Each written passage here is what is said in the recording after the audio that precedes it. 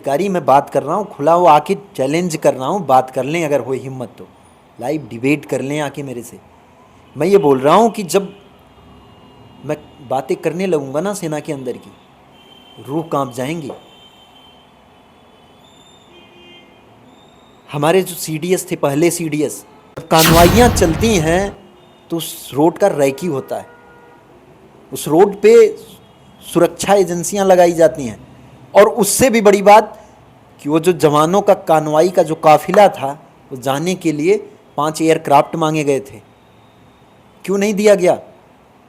क्या ये साजिश? सच्चाई यही है कि वो कोई घटना नहीं थी, वो कोई घटना नहीं थी, वो एक साजिश थी। तो उस तरीके पे अगर आए तो बांग्लादेश पाकिस्तान के 2 टुकड़े इंदिरा गांधी जी ने कर दिया था, लेकिन किसी को उसकी वाहवाही नहीं लूटी, किसी को उफ तक नहीं किया था। आयरन लेडी कही जाती थी। पाकिस्तान के 2 टुकड़े कर दिए थे, केवल सर्जिकल स्ट्राइक नहीं, 2 टुकड़े कर दिए थे। सोचते हो इस बात को? तो सर्जिकल स्ट्राइक पाकिस्तान पे करना कौन सी बहुत बड़ी बात है? वो तो जब चाहो तब कर दो, जब चाहो तब लाहौर में तिरंगा खड़ा कर दो। इतनी हैसियत है भारतीय सेना की।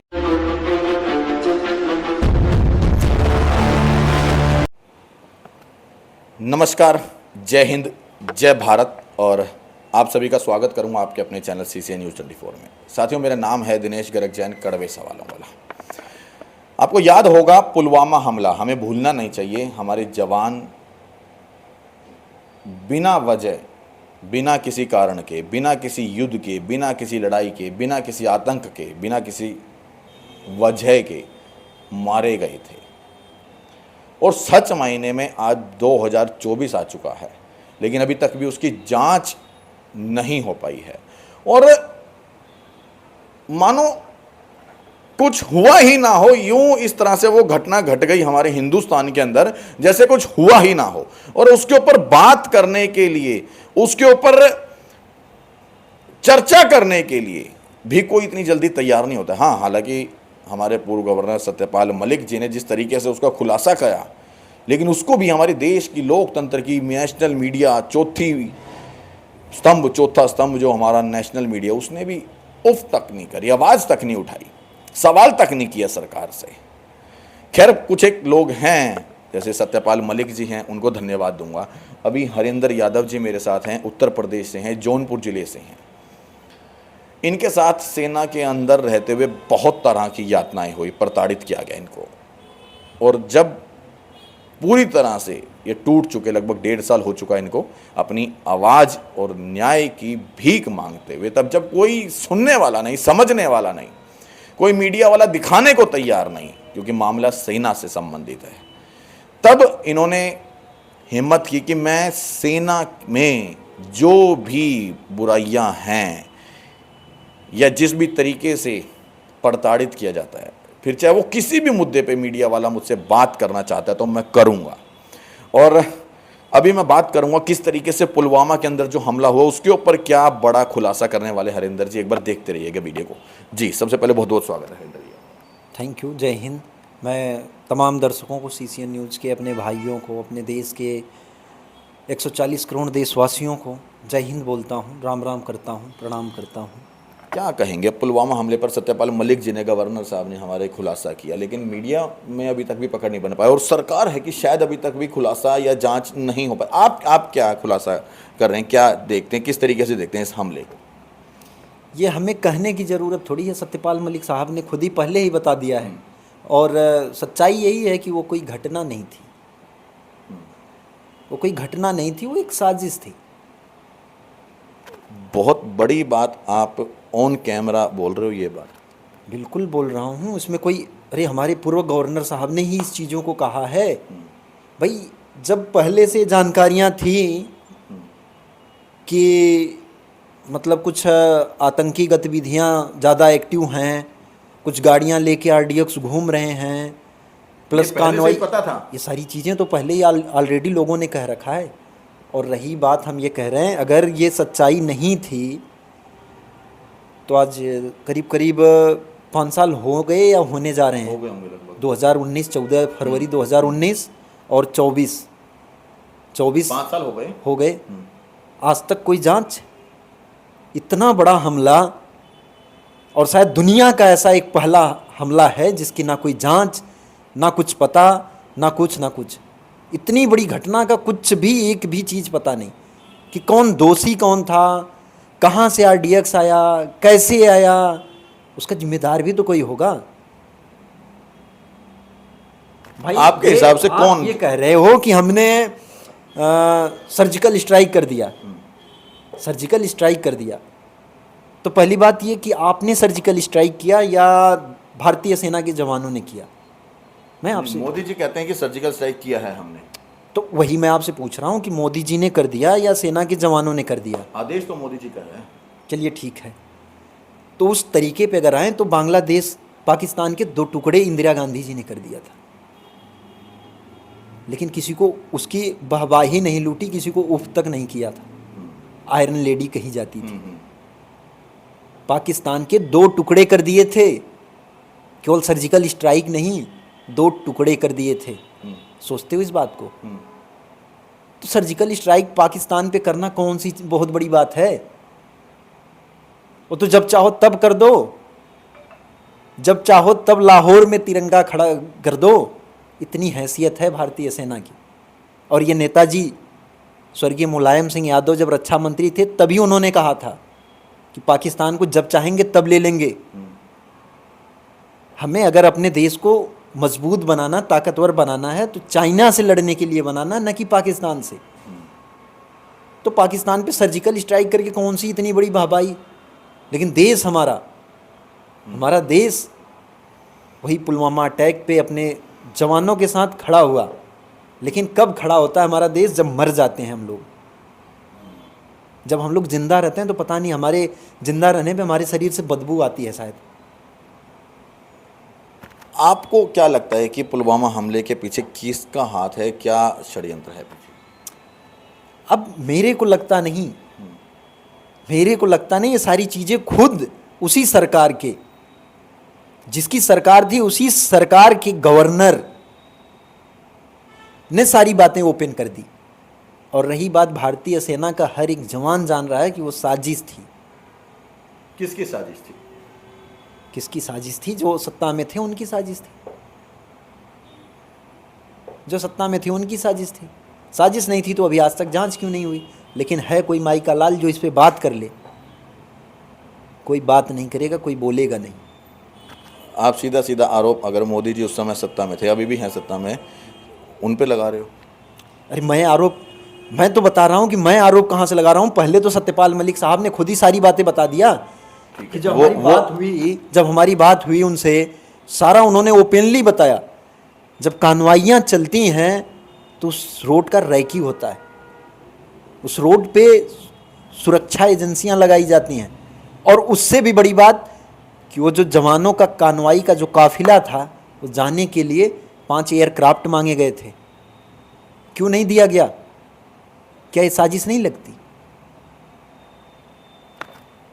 सत्यपाल जी ने अपने पॉइंट ऑफ व्यू से जो भी खुलासा किया वो ठीक है, लेकिन आप भारतीय सेना के जवान हो, सबके अपने विचार हैं। आप अपनी तरफ से क्या बता रहे हो कि उनके आधार पे बताना शायद वो चीज़, मतलब आधार पे हम नहीं बता रहे हैं, हम तो कह रहे हैं क्या आप भी पूरी सीधा सीधा मोदी जी के ऊपर कि मोदी सरकार का करवाया हुआ? बिल्कुल उनका फेलियर है, बिल्कुल सारी चीज़ें उन्हीं की फेलियर है। हम कह रहे हैं अगर आपके वही, जब हमारे प्रधानमंत्री साहब ही जब सीएम हुआ करते थे तो भाषण देते थे, बोला सरकार के मतलब जानकारी के बावजूद कोई पेड़ का पत्ता नहीं हिल सकता। आरडीएक्स कैसे आते हैं, कहाँ से आते हैं, कैसे बड़ी बड़ी गनें आती हैं, कैसे वो गोले बारूद आते हैं, और जो कि सबसे बड़े 350 kg का आरडीएक्स आया प्रधानमंत्री जी के साहब के सामने, और उसका अभी आज तक कोई खुलासा नहीं हुआ कि आया कहाँ से, वो लाने वाला कौन था। फेलियर होना और खुद साजिश करना में दोनों में बहुत बड़ा फ़र्क है। फेलियर होना, सुरक्षा हमने करी, हमने करे, एक सेकंड मेरी बात सुनिए, हमने सुरक्षा के इंतजाम वहाँ पर लगाए लेकिन हम लोग उसमें विफल रहे, ये तो हो गया फेलियर। साजिश एक अलग चीज़ है कि मैं साजिश करी, आपने कहा था कि ये एक साजिश है, एक हादसा नहीं है।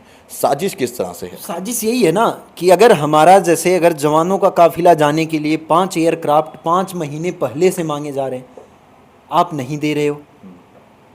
आपके पास जानकारी है, आपके पास जानकारी है कि सुरक्षा में कुछ यहाँ पे आतंकी गतिविधियाँ हो रही हैं, उसके बाद आप कानवाई उस काफिले को जाने की इजाज़त दे रहे हैं।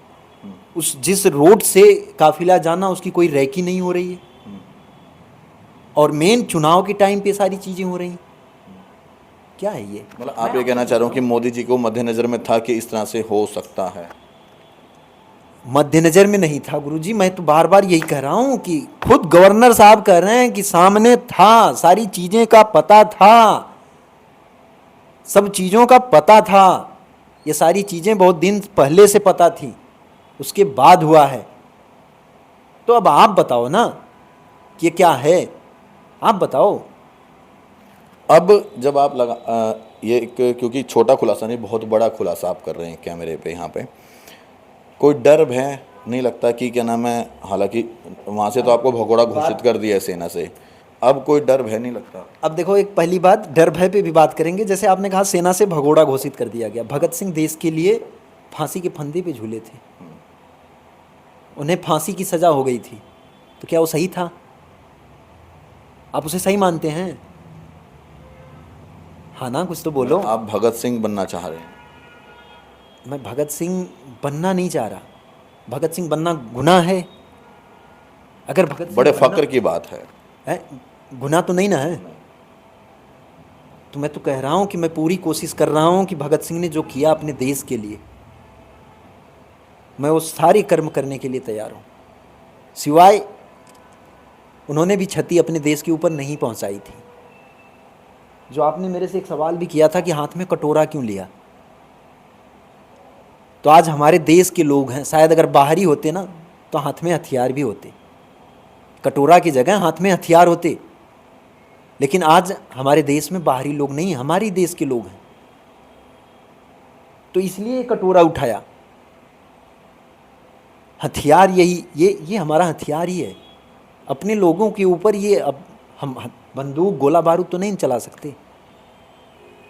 बाकी कह रहा हूँ कि जितना उन्होंने, जितनी बलिदानियाँ दी, जितना क्या पीड़ाएं नहीं सह रहा हूँ। आप यकीन करेंगे, जब मैं अभी 5 महीना जो रह के आया, एक बाथरूम जैसी छोटी सी कोठरी में मुझे बंद कर दिया गया, जिसमें एक छिद्र तक नहीं था, एक छिद्र तक नहीं था, उसमें बंद कर दिया गया। और दरवाजे में इतना सा होल किया गया, उसमें से बोला गया जब पेशाब करने जाना होगा तो इसमें से आवाज़ देना, बाथरूम जाना होगा तो इसमें से आवाज़ देना, पानी चाहिए तो इसमें से बोलना। ठीक है। एक अंतिम सवाल है, वो आप बॉर्डर पे खड़े होकर के अपने देश की रक्षा करते थे। बात और आपने कहा था डर लगने की बात भी कही थी। तो अगर देश का जवान अगर वही डरने लगेगा तो फिर सरहद की रखवाली कौन करेगा? अगर वही डरने लगेगा तो सरहद की रखवाली कौन करेगा? लेकिन सच्चाई ये है, सच्चाई ये है कि आज काफ़ी जवान डर रहे हैं, काफ़ी जवान डर रहे हैं। यही हमने कहा है, ठीक है, हमने यही कहा है कि आने वाले समय में हमारे देश के साथ धोखा हो सकता है, सुरक्षा के साथ, क्योंकि उन्हें ऐसे डरा दिया गया है। जो अपने हक के लिए नहीं बोल सकता, जो तमाम प्रकार की अनलीगल कार्य कर सकता है, जो जाता है देश की सुरक्षा करने, कि हम देश की सुरक्षा करने आए हैं, और वो जाके वहाँ पे सुरक्षा तो छोड़ो किसी का नौकर गुलाम बन जाता है, उसे आप क्या कहेंगे? आपने अभी बोला कि देश की सुरक्षा के ऊपर आपने सवाल उठाया। देश की सुरक्षा किसी बाहरी ताकतों से, या क्या नाम है, हमारे देश को इस समय खतरा है, या देश के अंदर के ही लोगों से खतरा है देश को? सच्चाई मायने में देखा जाए तो बाहर के दुश्मन से हम परिचित हैं, वो हमारा दुश्मन है। अंदर के दुश्मनों से हमें परिचित नहीं होता कौन हमारा दुश्मन है। तो सबसे ज़्यादा खतरा तो आज वैसे अंदर के दुश्मनों से, सबसे ज़्यादा उन चाटुकार अधिकारियों से है जो तलवे चाटते हैं। सेना में, सेना के बड़े बड़े अधिकारी, मैं बात कर रहा हूँ खुला, वो आके चैलेंज कर रहा हूँ, बात कर लें अगर हो हिम्मत तो, लाइव डिबेट कर लें आके मेरे से। मैं ये बोल रहा हूँ कि जब मैं बातें करने लगूंगा ना सेना के अंदर की, रूह कांप जाएंगी। हमारे जो सीडीएस थे, पहले सीडीएस,